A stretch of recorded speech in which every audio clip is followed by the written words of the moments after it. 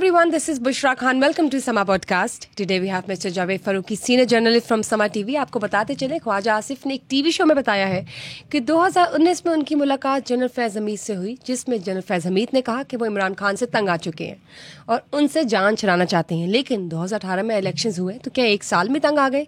इस बात में कितनी हकीकत और कितनी नहीं, इस हवाले से जानते हैं. अस्सलाम वालेकुम. वालेकुम सलाम. कैसे हैं सर आप? जी मैं ठीक हूँ. सर, ख्वाजा आसिफ ने 2019 की मुलाकात का जिक्र किया एक टीवी शो में और बताया कि जनरल फैज़ हमीद ने उन्हें ये कहा कि वो इमरान खान से तंग आ चुके हैं और जान छुड़ाना चाहते हैं. अब बहुत से क्वेश्चंस यहाँ पर आते हैं सामने कि अभी हाल ही में तो इलेक्शंस हुए थे, उस वक्त जब बात करते हैं कि 2018 में इलेक्शंस हुए थे तो एकदम से एक साल के अंदर ही तंग आ गए इमरान खान से. आप क्या कहेंगे इस हवाले से?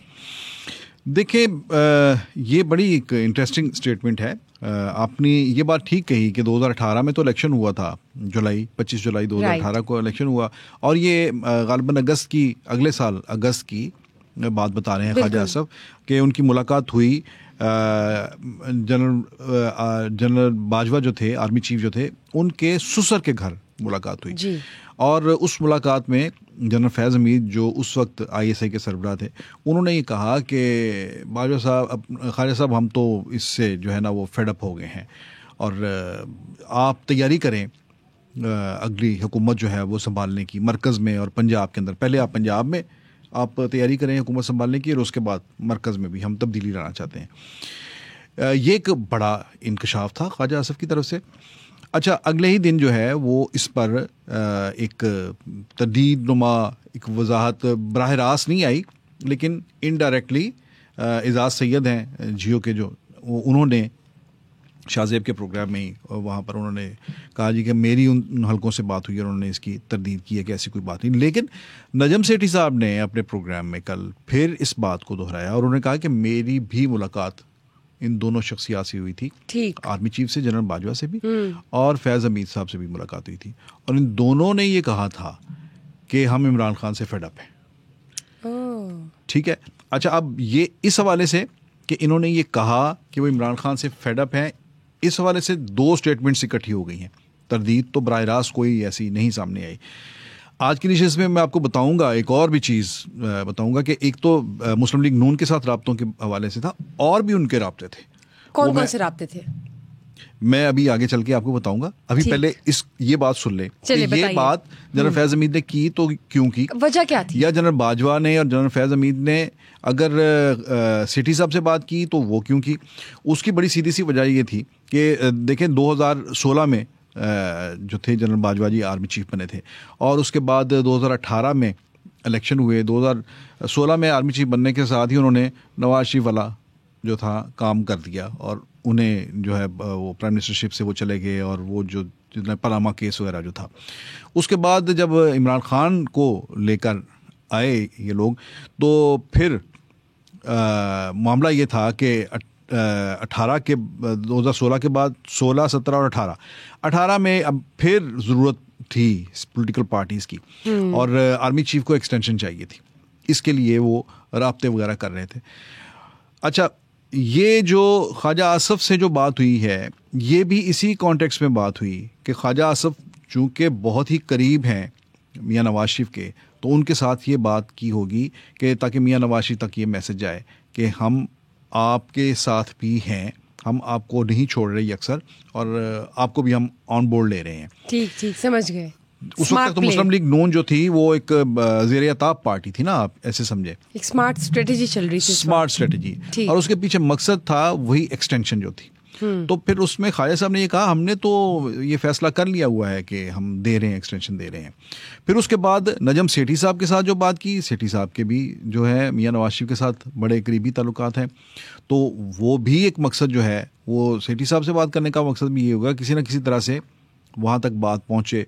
और फिर इसके अंदर एक और कैरेक्टर भी डिस्कस हुए हैं, मलिक अहमद, उनका नाम भी आया है कि वो भी कम्युनिकेशन ये करते रहे हैं. अच्छा, इस पे एक तो यही था, जनरल फैज़ हमीद भी जो थे वो जनरल बाजवा की एक्सटेंशन के लिए लॉबिंग कर रहे थे कि वो 3 साल जब चैलेंज की एक्सटेंशन उन्हें मिल जाएगी तो जनरल फैज़ हमीद जो है वो इस पोजीशन में आ जाएंगे कि वो आर्मी चीफ की दौड़ में शामिल हो जाएंगे. ये एक मकसद था.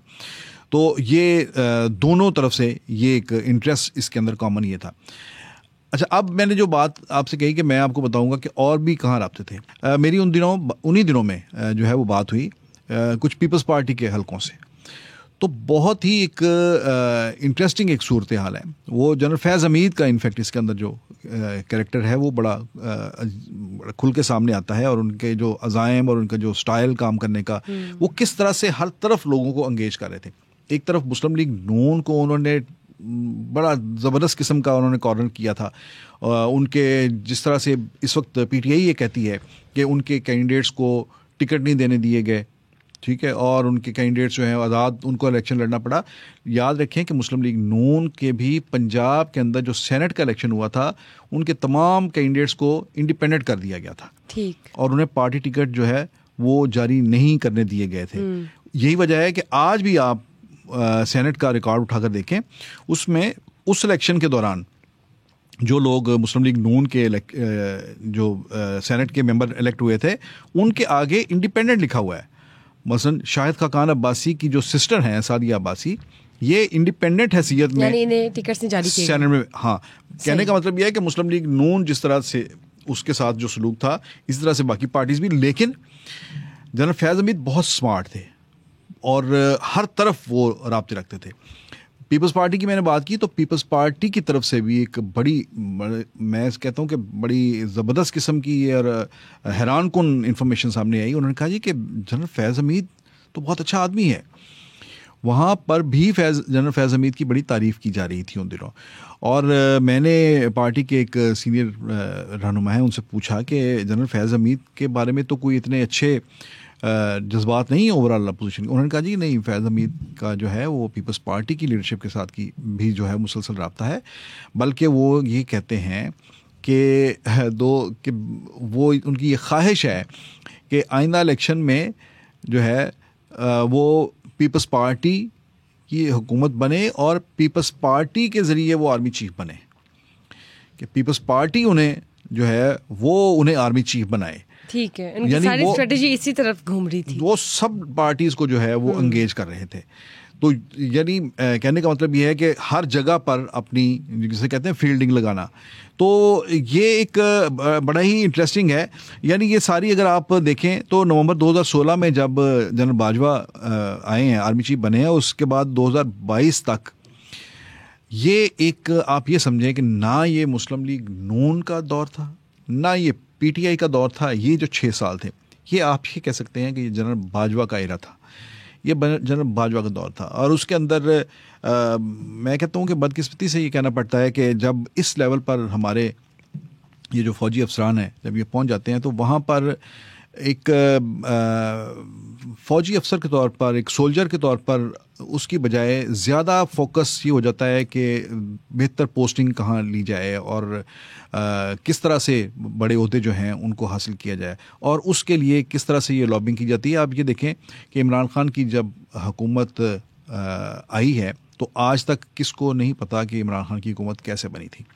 اور وہی عمران خان جن کی پارٹی بنانے تک, ان کے کینڈیڈیٹس جو ہیں وہ بنانے تک جو ہیں, ان کی پارٹی کے کینڈیڈیٹس جو پلیسمنٹ ہوئی ہے وہ ساری کی ساری جنرل فیض حمید کا اس کے اندر بہت زیادہ رول رہا ہے. اور آج تک یہ باتیں جو ہیں عمران خان اور ان کی پارٹی کا پیچھا نہیں چھوڑتی کہ وہ کہاں سے ان کی پارٹی جو ہے وہ بنائی گئی.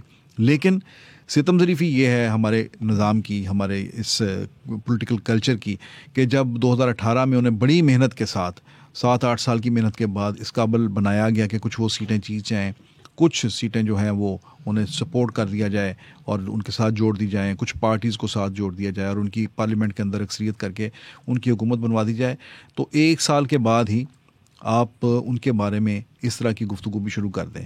سو یہ میرے کہنے کا مطلب یہ ہے کہ یہ اوور آل یہ جو واقعہ ہے جو خواجہ آصف نے بتایا ہے اور سیٹھی صاحب نے بھی جو بات بیان کی ہے اور جو میں بھی بتا رہا ہوں کہ پیپلز پارٹی کے حلقوں کا یہ کہنا ہے. میری آج بھی ایک بات ہو رہی تھی, انہوں نے کہا جی کہ بالکل پیپلز پارٹی کے ساتھ بھی رابطے تھے جنرل فیض حمید کے اور وہ ہمارے آرمی چیف بننا چاہتے تھے. اب یہ دیکھیں نا کہ آپ نے جس طرح بتایا کہ جنرل فیض حمید کے رابطے تھے تمام پولیٹیکل پارٹیز کے ساتھ, لیکن اب آپ جب پولیٹیکل سچویشن دیکھتے ہیں اور اس وقت آپ خواجہ آصف کا یہ بیان دیکھتے ہیں جو ایک ٹی وی شو میں انہوں نے کی ہے, آپ کو کیا لگتا ہے کہ اس وقت اس بیان کی کتنی ویلیو ہے؟ اب آپ ٹائمنگز چیک کریں نا کہ جو پولیٹیکل سچویشن چل رہی ہے, کچھ دن پہلے ہم یہ بھی دیکھ رہے ہیں کہ مذاکرات کی طرف جا رہے ہیں عمران خان, تو اب آپ دیکھیں یہ بیان آگے سامنے.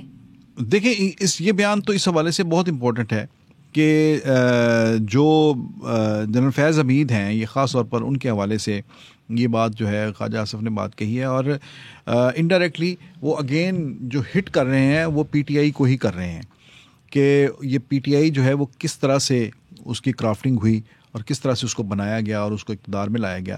اور پھر اگین یہ کہ اگر سب کچھ تمام ساز و سامان اکٹھے کر کے دے دیے گئے اور انہیں ایک حکومت میں لا کر بٹھا دیا گیا, تو اس کے بعد وہ جو لے کر آئے تھے وہ انہیں بھی ون اوور نہیں کر سکے, اور ان کے اندر اتنی صلاحیت نہیں تھی. اور ان کے بارے میں یہی کہا جاتا تھا کہ وہاں پر فیصلے جو ہیں وہ زیادہ تر وہ ان کی اہلیہ جو ہے وہ کرتی ہیں, اور خان صاحب کے پاس جو ہے وہ قوت فیصلہ نہیں ہے اتنی. تو یہ کچھ چیزیں تھیں جس کی وجہ سے اسٹیبلشمنٹ, اس وقت کی جو اسٹیبلشمنٹ تھی وہ ان سے فیڈ اپ تھی. فیصلوں میں تاخیر کرنا اور اس میں بر وقت فیصلے نہ کرنا, جس میں یہ بھی باتیں ہوئیں کہ سعودی عرب نہیں گئے, بر وقت نہیں گئے, جو کہ پاکستان کا بہت ہی قریبی دوست ہے. ہر حکومت جب بنتی ہے تو سب سے پہلے یہی ہوتا ہے کہ سعودی عرب کا ایک وزٹ ہوتا ہے, کیونکہ پوری دنیا کے اندر اگر سب سے جو اسٹرانگ ایک ریلیشن ہے پاکستان کا وہ سعودی عرب کے ساتھ ہے, جس کے اندر ہم دیکھتے ہیں اس پہ تو ہم کوئی ڈاؤٹ نہیں کر سکتے. ہاں, ایک مذہبی, روحانی بھی اور اقتصادی حوالے سے بھی ان کے ساتھ ہماری بہت سی ٹائز ہیں, ایک ریفریشنگ ریلیشن ہے بالکل کہا جا سکتا ہے. تو یہ کچھ چیزیں تھیں جس میں گورننس کے حوالے سے تو لیکن اگین بات یہی ہے کہ اتنی جلدی آپ چیزوں کو آپ بھی دیکھیں, جو ہمارے یہ جو افسران ہوتے ہیں ان کا بھی مزاج ہے کہ اگر ایک آ گیا ہے تو اس کے بعد اس سے بہت جلدی جی بھر جاتا ہے, پھر وہ اس کی شکل اچھی نہیں لگتی, پھر اس سے اگلے کی تیاری شروع ہو جاتی ہے, پھر وہ لے کے آتے ہیں, پھر وہ. دیکھیے یہ تو ایک سائیکل چلتا جا رہا ہے جس کو ہم کہہ سکتے ہیں کہ یہ پولیٹیکل سائیکل ہے اور یہ چلتا رہے گا, اور اس کو آپ نہیں روک سکتے. پولیٹیکل سائیکل نہیں ہے, اصل تو مسئلہ یہ ہے نا, اس پر پھر کبھی بات کریں گے کہ یہ پولیٹیکل سائیکل نہیں ہے, یہ نان پولیٹیکل سائیکل ہے, نان پولیٹیکل اپروچ ہے, اور اصل میں اسی اپروچ نے ملک کو یہ تمام مسائل سے دو چار کر رکھا ہے, میرا تو یہ ماننا ہے. یہ جو نان پولیٹیکل سائیکل ہے یا پولیٹیکل سائیکل ہے, اس میں پاکستان کی ڈیولپمنٹ جو ہے وہ نگلیکٹ نہ ہو. اصل بات تو یہ ہے پاکستان کی بہتری کے لیے ہو, جو بھی ہو, اور پولیٹیکل سچویشن اس وقت جو چل رہی ہے ان سب کے سامنے ہے. پھر اس طرح کے بیانات جو آتے ہیں ان کے پیچھے کتنی حقیقت ہے, کیا وجوہات ہے, اور اس سے آئندہ آنے والی جو پولیٹیکل سائیکل کی ہم بات کر سکتے ہیں اس پہ کتنا اثر انداز ہوتی ہیں یہ چیزیں, وہ دیکھنے کی ضرورت ہے. Let's see. بہت بہت شکریہ سر آپ کا. Stay tuned for another session. Till then, bye bye.